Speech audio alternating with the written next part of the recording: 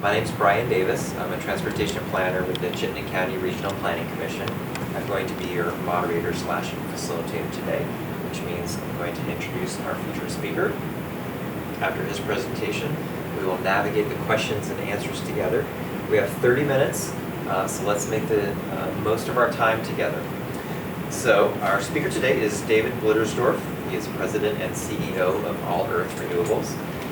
He's an entrepreneur and trained engineer with more than 3 decades of experience in renewable energy. In 1982, he founded NRG Systems.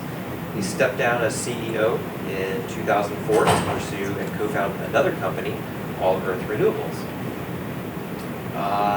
Then, in 2017, he set out to tackle another renewable energy challenge, transportation, and formed All Earth Rail. The full bio is in your packet, which you can access online via the QR code. Thank you. So instead of reading the entire thing to you, I will introduce David and let him get on with the show.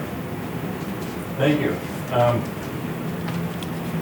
I didn't have time to put, I'm going to be talking to you quickly in the beginning about a rewire program. It was an incentive and a program to get people basically to look at their carbon that they use in everyday life. And so let me just give you copies of this so that you have it, because I don't want to read it from a slide. Understand. And then you have some background that you can take home. Thank you. Of what the program's intent was. There's a spreadsheet that went along with it that calculated the carbon. Oops. And so let me just start here. Just a little bit of background. Brian gave a good snapshot. First system, NRG Systems, my first company, is a wind company. I did wind measurement, and a number of you have seen our building that we built in Heinsberg, the 2 buildings. At the time that the second building was being built, we subsidized the bus route that was to go through Heinsberg, going down to Bristol to Middlebury, because I wanted people on a bus. And so it's running, it's not fully loaded, but we're working. Everybody has to work on that. And right now I'm building a new building in Bristol. Bristol is where I started NRG out of a rented house on North Street in 1982. And so I'm going back home to where we started, building a new building down there and hope to have people ride that bus. David, is that part of NRG, or that's a new? No, it's my new company, because I sold my company to my wife at the time, and then we got divorced, so then she went and sold NRG to a publicly traded company. So it's changed hands a couple times. But we started all this, we all had a dream of what to do in renewables and then cut carbon. And so that's what the buildings really showed. So, we worked all the way back to the NRG days in the 90s, really, in years 2000, once we built the buildings there, of working on benefit plans that are, all-encompassing. And that's where, I'm going to be talking about the Rewire program and so on. Of course, as a startup, since '82 to around the year 2000, the company didn't have a lot of money. So, of course, we couldn't do the benefits everybody had. So we increased the benefits, and one of them is to really look at people's lives and how they travel and where they live and so on. And the last little bullet is, even though I'm trained as a mechanical engineer, graduated from UVM, I think across all the silos. I'm a big picture thinker, and you have to link all these things when you're an entrepreneur and dealing with a worldwide energy business between the coal, oil, gas, nuclear, wind, solar. You have to put all the pieces together to understand what's going on. So, that's what I'm hoping to help with here with you guys and in Vermont, how we put all this stuff together, because you can't solve problems in silos because you're band-aiding. And so that's really what I'm going to try to convey. So, a little more background. wind and solar has been my business. Hey, who's that? That's Deb over there. But one of the things I did after leaving NRG is I was able to build wind farms, because when I was at NRG, our customers were GE, all the wind farm manufacturers. I couldn't do that. So I got part of my dream to build 4 wind turbines in Milton that supply about 10% of Burlington's electricity. It's a big deal. So basic bullet points, we have to electrify everything to get off fossil energy. And fossil energy basically gave us 5 times more energy than renewables will ever give us. So when you hear claims like solar is going to save the world, we can just do what we've always done, just replace everything with electricity from solar to wind, not going to work. And the optimists say that because they don't want to attack the real problem. That is, we use tremendous amounts of energy because the fossil energy that we're using between 1900 and 2100 is going to be used up, but it's millions of years of solar energy that's been deposited in the form of oil, gas, and coal. It's a one-time gift that you will never see again. And I always can say that, well, it's like the lottery winners. You know what happens with every lottery winner? They go bankrupt because they got the gift and they overspend it, and you're done. So that's the reality. And there's a great book called Reality Blind. We are mostly in denial, especially in the United States and in Vermont, that we have an energy problem that we are not going to solve by just producing more and more. We have to go the other way. We have to cut energy use tremendously. My theory is we have to cut energy use by 3/4. And you don't do it through efficiency. It means you aren't going to use energy. So you have to change what we do and how we do it. So it goes to well-being. I don't know if any of you went to Sophia Howe's, was it last name Howe? Yeah. From Wales. She spoke here in this place talking about well-being. What we're talking about is changing everything in our society. That well-being matters, not consumerism. You have to have a better life. And that's what we're working towards. And you can do it with less energy in changing what our society looks at. But it's hard because we're used to just consuming to get the endorphins to make us feel good. So I gotta be honest, I've heard a lot of presentations and I've heard a lot of the same information over and over again. This is literally the first time I've seen that number that fossil energy gives us 5 times more energy than renewables can. And it's the first, I mean, in a presentation, it's the first time that I've heard somebody say that it's not just about cutting back.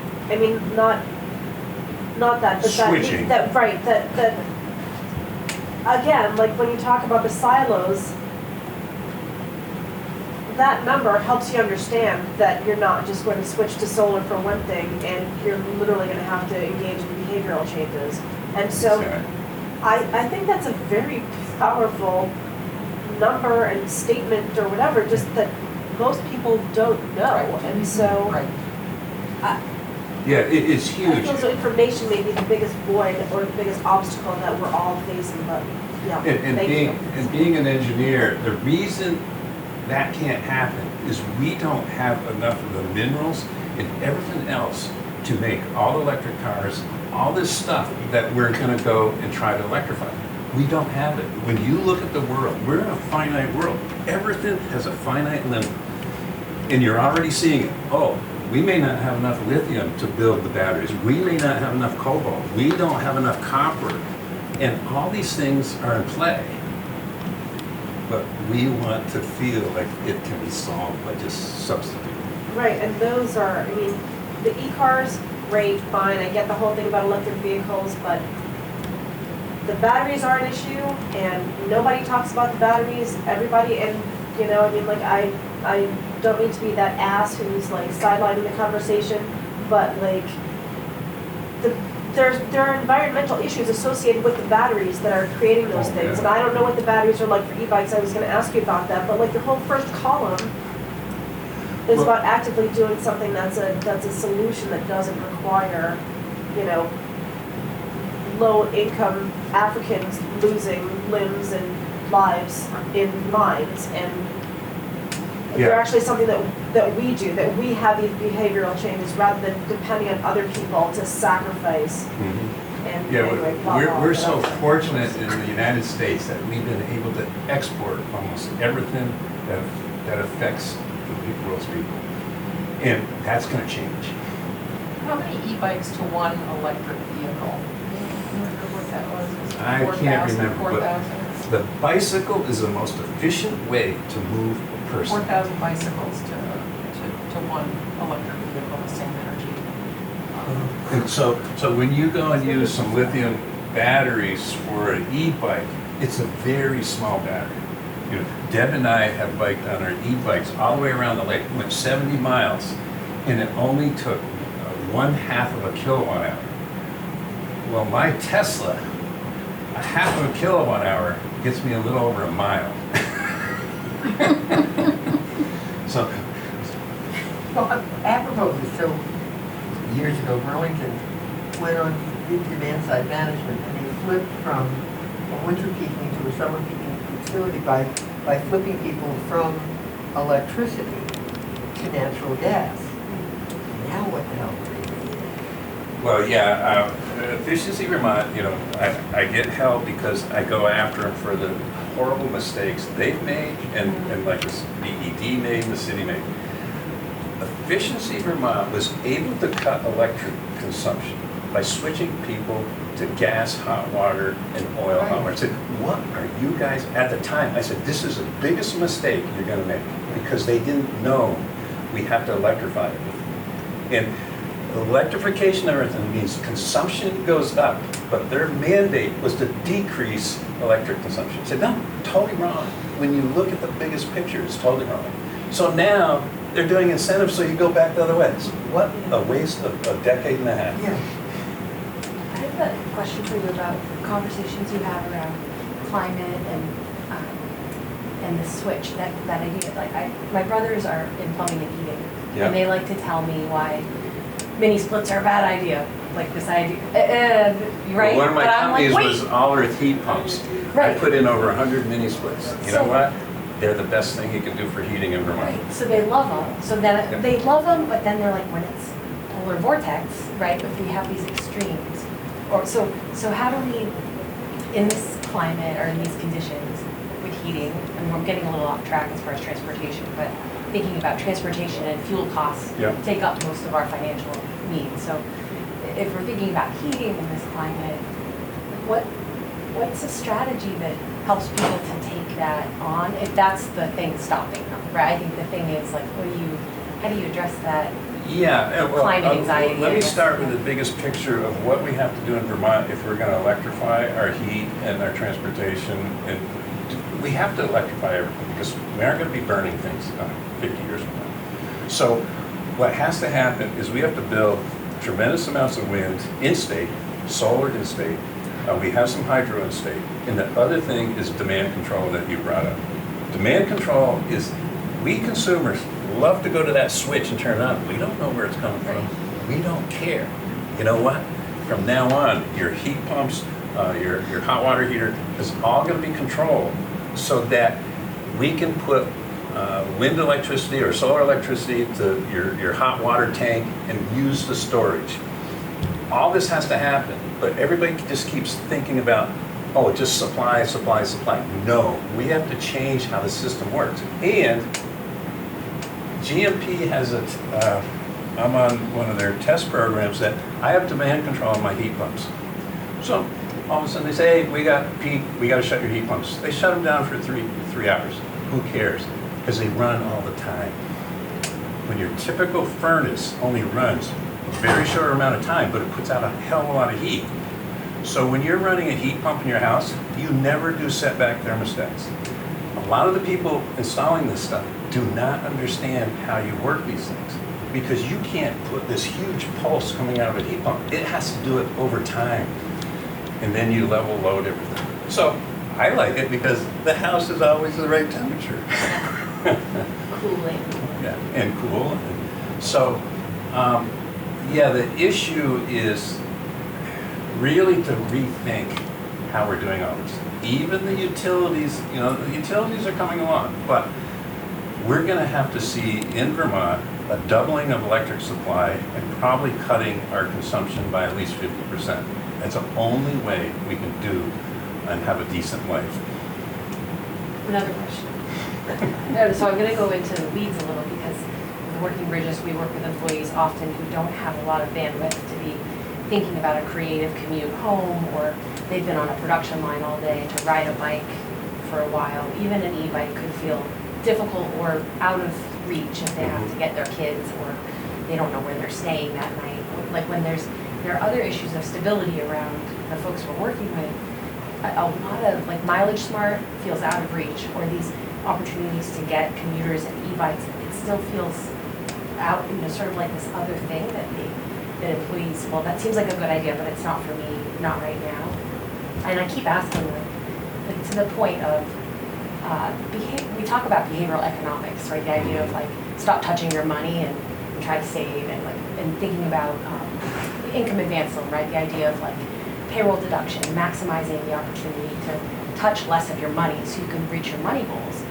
And I kind of think about energy that way, or transportation that way. Like if we create things that are set and forget, right?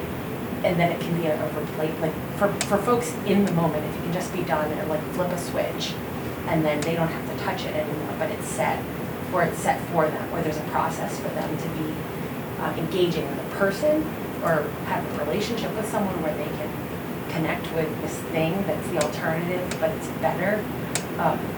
I guess it's like behavioral transportation, or like, I don't know what the equivalent is, but like creating a way of taking our own brains out of it and making it so automated that it becomes like that is the way to do it, right? Like, yeah, so cars are no longer easier. This other thing is there, it's available to me, it's paid for, it's, you know, there are fewer barriers for me to get to the thing. Like e-bikes just aren't, like I'm not seeing that happening for a lot of the employees that I'm working with, you know, who are experiencing lots of different kinds of scarcity. And so maybe e-bikes aren't the right thing, and maybe there's another transportation efficiency. It's part of the solution. When you look at Amsterdam, when you look at Copenhagen has horrible winter weather too. Yeah. And we in the United States say, oh, you can't go ride a bike when it's cold. I said, no. The bottom line, and when you read this book, you'll totally understand that what we have done in the United States is we're a very prosperous country, but what we've done is we've subsidized the car to no end, so that the reason it happened is because the oil companies, the car companies, our government, we subsidize cars and airports. In the trains, we killed the trains. In the 1940s, Japan came to us, Europe came to us and said, you have the best train network in the world. And then we destroyed it, and they built the train networks that work. In the United States, only 10% of our tracks are for passenger.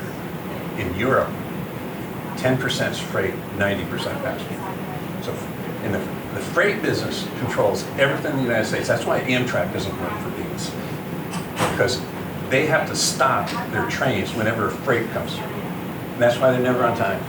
And so we have totally messed up trains. And so, here, let me show you.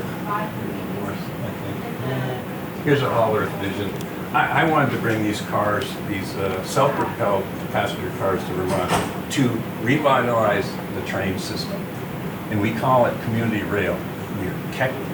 We're moving to a time that our communities are where people are going to live. We're rebuilding our communities because our whole settlement practice has been along the rivers and the rail lines. The only reason there's 90% of the population is within 1 mile of a railroad track in Vermont. Everybody says we're too rural to make trains work. No. This is the way it used to be. And you would ride the train between communities. That's what I was trying to do. But I'm failing because we have no vision of leadership at the state level. All right? any of you state employees? We might be funded by one. Yeah, okay. But the point is, the vision from our governor and V-Trans is cars, cars, cars. I am getting nowhere. I invested $6 million to bring these 12 cars to Vermont. One brand new car out of Germany that is like this. These are older cars that are totally remanufactured, ready to roll on the train tracks. If you went to Europe to buy one, they're 18 million a piece. So to take these 12 cars I have sitting there ready to go. I wanted to do this because I thought we in Vermont were smart enough to be really concerned about dollars and how to do it really cheap. I have it, but it's going to disappear. What's stopping? So what's the stopping point, you think? Like what's Stopping getting point? in the way? I mean, except for the car focus. Between V-Trans and the railroad lines, what happened over the last 15, 20 years is V-Trans got government grants to improve the rail lines. So the main line that comes from St. Albans all the way down the eastern side, it's all welded rail, beautiful rail. The state got over $100 million to fix that rail line, and then the western side that goes down to Rutland. The state owns the western one, but Vermont Rail System has a lease on it. They're not thrilled about the idea of running rail. They control passenger rail. On the eastern side, Genesee, Wyoming is a rail company that owns it. They're a big company. They said, we don't want your cars on our train. And if you don't take a big stick to them, you get nowhere. No one has the will. The governor, all the people in charge say, you just tell them, you must allow us, or we're going to raise hell with you. They don't want to do that. We have the train, we have Amtrak coming in at Union Station, and I can tell you the cluster fluff that is trying to communicate with all of the different people who have different interests in X section, X little portion of that line. Yeah, because I believe we must have rail, because you get people off the road, it's safe, it's convenient, but it has to work on time. And one of the problems we have in the United States, we don't run a rail system like the Swiss do. The Swiss, if they're 1 minute early, they wait before they get to the station. They say, oh, we're early, okay. They have to arrive perfectly on time, otherwise they're not satisfied. And everybody in Switzerland just rides the train and the bus system. It is integrated and it works. Although even in Italy, which Is is it? arguably not on time, everyone rides the train. So really what we're trying to do is say, okay, let's try to make a system that works. But getting nowhere because the vision isn't there of where we have to go. As a newcomer here to Vermont, I'm very interested. One of the reasons why this area was so appealing was I am a transit nerd who watched like what was happening with trains, and I found this amazing YouTube of someone talking about how there was going to be this train to New York, which has happened, and then later went to Montreal. But when I got here, I started reading about how there was a rail, like past, like a, I don't know, city rail, commuter rail experiment that failed. Yeah, under Howard Dean many years ago. What was it called? Champlain Flyer. Yeah, Champlain Flyer, there you go. Stereo. So, You both nodded, you're like, oh yeah. so it was an attempt to get rail working. They put in silent crossings, they did all this work on that line to get the cars running. And Howard Dean wanted to make sure that when they tore up Shelburne Road, that he could get people on the rail cars. Actually, they tore it up faster than he thought, and what was that award, that horrible award that somebody gave? The Fleecer of America. The Fleecing of America Award. So that whole project got the Fleecing of America Award as a horrible thing. But the timing was so wrong because it was when we had an oil glut and the SUV took over the car. And so, you know, you could do it now. Back then, everything was going the wrong way. Gasoline was getting cheaper, everybody was jumping to SUVs and so on. So, but the timing right now is totally different. We are in a whole different world. And we have to do something. And the outside world is going to do it to us unless we plan for it. And so that's our dilemma. Okay, so as a community partner, right, or as someone, you know, who like wants to support transit access for the people we work with, right? In my mind, this would be a tool in the toolbox for so many communities. And having been on light rail or having been on, you know, even like in DC or Portland, just thinking about how easy access the city becomes, right? How easy it is to get around. What's the call to action for people that want to support the political will, like that wants to advocate or that could use our networks to support more conversation about this? Another book I'd recommend you reading is called Be More Pirate. Basically, we have to raise more hell. And it's a great, because the reason I bring that up is the pirates, Blackbeard never killed anybody. Everybody thinks the pirates were horrible people. They had a society, they had health care, they had retirement plans, they had everything. They were amazing in what they did. But to be more pirate is to be more equitable, to be more fair. They had women pirates. All this stuff happened. Be more pirate. Yeah, be more pirate. So what I'm saying is we have to push a little harder. And because we do need government to solve this stuff in the bigger picture. To have our behavior and to be blamed as a consumer, we have a system set up against us. So it's really not fair to say, oh, you didn't buy this or you didn't do this to your house. No, we have to change how we think and drive it more from change the friggin' laws. You know, and just one little side thing is cars in Vermont, we salt the roads. We destroy everything with salt. I am trying to stop salt from being used. You know what the governor said to me, right to my face? He said, everybody expects a clear road in the winter and they want to drive 75. I said, no, you got this all wrong. If you slow the speed limit by 10 miles per hour, you save 15 to 20% on energy because of air resistance. Sophia Howe that spoke, she got the country of Wales to lower their speed limits. It's a small country, from 30 to 20 miles an hour. She also got the government, by looking at well-being as the lens of how you make decisions, got 51 out of 53 highway projects canceled. And the country is now doing the right thing for the well-being of everybody. And everybody is better off financially because a car is costing, some people think the car is only a couple $1,000s a year. It's $10,000 a year. Oh, so here's a question. Is there, I mean, probably not right this moment, but I remember waking up one morning and just being like, what did I just hear? And it was something like, oh, the way that Vermont is going to get to energy independence is that everyone's going to own an electric vehicle. And my thought was like, seriously? So who's paying for that? Like that was my first thought when I woke up in the morning. I just want to interject, great question, I want to hear your answer. We have a couple minutes left of official time in here.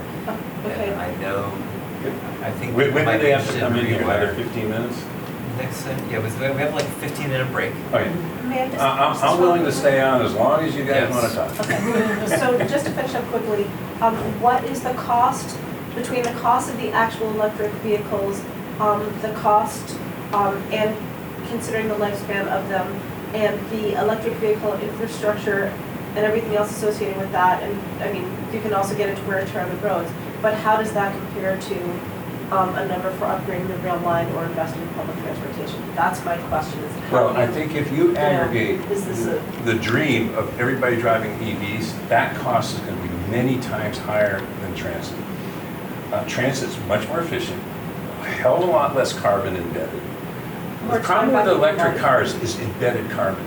Yeah. Because, we say, we're going to hit all of our carbon targets. No, you haven't even talked about the imported carbon that's in your shoes, Right. in your car. So until you do that boundary, you do not make the right decisions. And the other problem with EVs, and I just had this problem with my Tesla. And the reason I'm so dead against salt, I had $1,800 of door motors and harnesses corroded, and it's a 2018 Tesla with 2 winters in Vermont. Totally corroded all the stuff inside my doors. I said, are you kidding? This is what we're doing to ourselves. We're killing ourselves by doing some of these stupid moves. So I'm going to ask for all of your support when I say we're going to slow down the winter, we're not going to salt, and if you're driving, have snow tires. Anyway. I haven't thought, I was just thinking about, like, the employers we work with, I don't even think this is on their radar as like, here's a solution, like, here's a potential solution. It does the business community, like, you probably have some businesses and business partners that are seeing this as a way of strengthening our workforce or workforce infrastructure, right? Like, helping employees get to their jobs. Oh, yeah. So is there a network of employers and businesses that are like sounding that have that voice and could be Yeah, leveraged? I'm on the policy committee and an ex-board member of VBSR, and so Yeah. VBSR is trying to do this, but they tend to, I'm sorry to be a little negative on VBSR, they tend to compromise on the consensus. They said, no, drive hard. So I'm the outspoken vote on almost all the, they said, no, you're not pushing hard enough. Yeah. You're not getting this thing figured out. But going back to the issue of employers and why I do this program and why we do things, I'm building a new building in Bristol. Kevin Harper and I are partners of a commercial park that has 3 lots. I'm building the first lot on the commercial side. Everett North just had the press conference of 20 affordable housing units, and Kevin and I started all that. I want affordable housing near work, and this is right in Bristol, where it's a walkable community. So, and they made them put 1 parking space per unit, so there's 20 parking spaces. Luckily, there's a number of people that have no cars, and they can walk to work. And I'm hiring people now from Bristol that live right in town. I said, I don't need a car. Think of the savings by just walking to work. So some of the questions before, David, were on housing and building that workforce housing near the medical center, near places where employees need to be. How many are trying to build, more livable housing close to work? I mean, I think there's several employers here that are concerned about that. How did you make that work? Well, You've got the Rewire program, which is incentivizing and paying people. The example of Kevin and I tried to build a housing, but we're not housing people. So we ended up selling to Evernorth the lot and the idea and everything ready to go. Because we figured out without Evernorth and Champlain housing, getting tax credits, without getting grants, those housing units that they built for affordable housing, they were over $400,000 a unit. And these are like 900 square foot, 1 and 2 bedroom. Did you have to invest capital in that development, or No, you sold them? No, we sold it basically at cost of what it costs us to get things developed there. We put in the infrastructure, the road with a grant from Leahy's Northern Border Program. So we got $500,000 to do that, and that helped get it going. But no, those guys know how to pull all these other things. But we're trying on the, Kevin and I are looking at maybe 8 more units nearby at the Bristol Works complex that's right in Bristol, that we're looking at new prefabricated in a factory, smaller duplexes that we think we can build a lot cheaper. The trick is, how do you get all the regulation stuff? Act 250 costs us money, all these things cost us money. So how do you do that? So we have to drive down the cost somehow. So I'm gonna, Lenore, you get the last question, last official question. We've got 10 minutes till the next session starts. So again, I think David's willing to hang out and chit chat. Take your How question. realistic would it be for companies to get together? I work in Essex, we've got a lot of light manufacturing. What would happen if companies got together and built a 30-unit condominium development for their mid-level employees? So effectively, we're talking 2-3 bedrooms where when they hire somebody, because that's what I'm hearing, I'm hiring someone, they want to come here, no housing. At Harvard, they do with faculty members, it's all city in the mornings.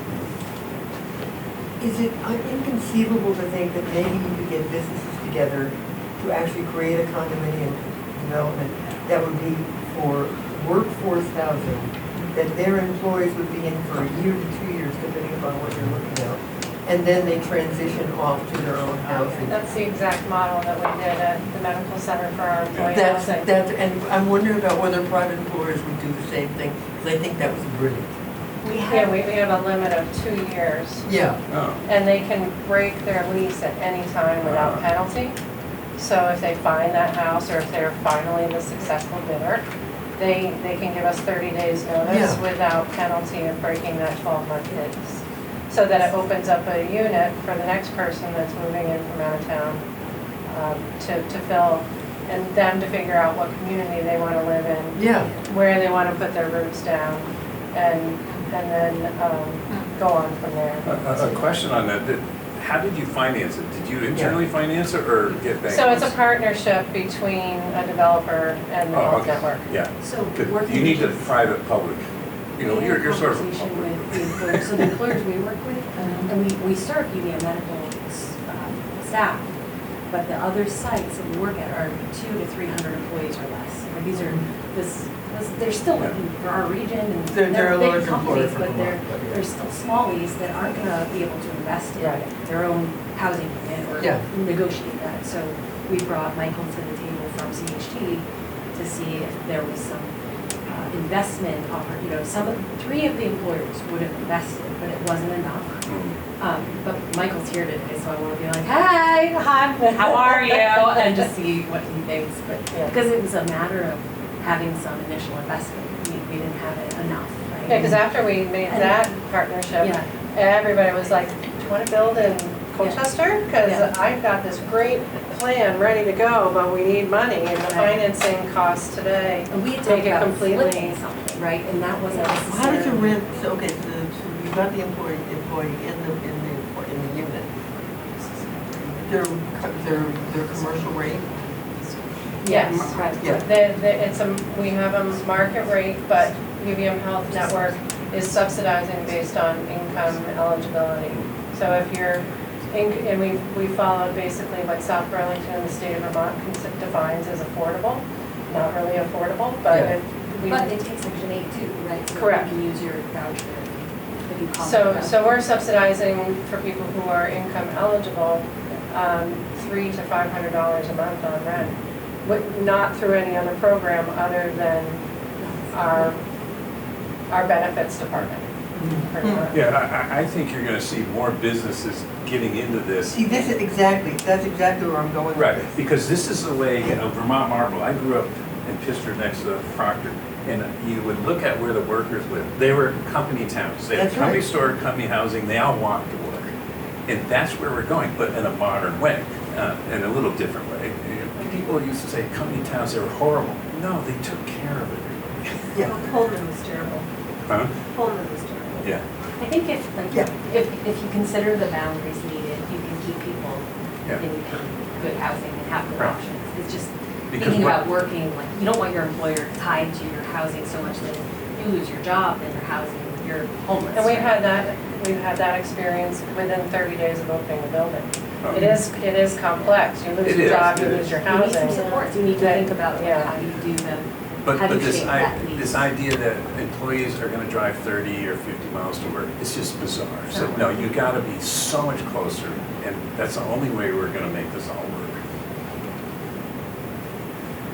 Thank you all very much. I Thanks. know Emily came in here to check on me.